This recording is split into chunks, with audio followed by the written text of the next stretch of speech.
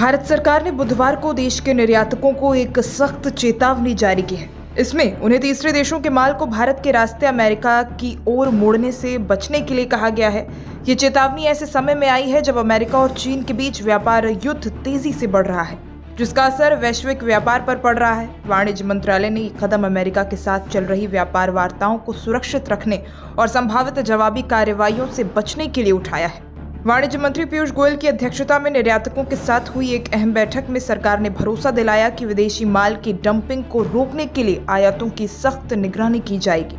साथ ही निर्यातकों को चेताया गया कि वो तीसरे देशों से आने वाले सामान को भारत के जरिए अमेरिका में निर्यात करने की गलती ना करें, क्योंकि इससे अमेरिका नाराज हो सकता है और भारत अमेरिका व्यापार समझौते पर भी असर पड़ सकता है। ये चेतावनी ऐसे समय आई है जब अमेरिका ने चीन से आयातित सामानों पर कुल 125% तक का शुल्क खासतौर पर स्टील, ऑटोमोबाइल, इलेक्ट्रिकल उत्पाद, मशीनरी और कंप्यूटर जैसे क्षेत्रों पर लगाया है।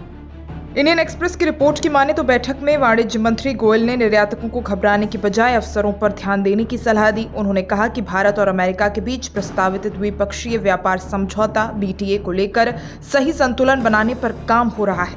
ये समझौता वर्तमान में लगभग 191 अरब डॉलर के व्यापार को बढ़ाकर 500 अरब डॉलर तक पहुंचाने का लक्ष्य लेकर चल रहा है।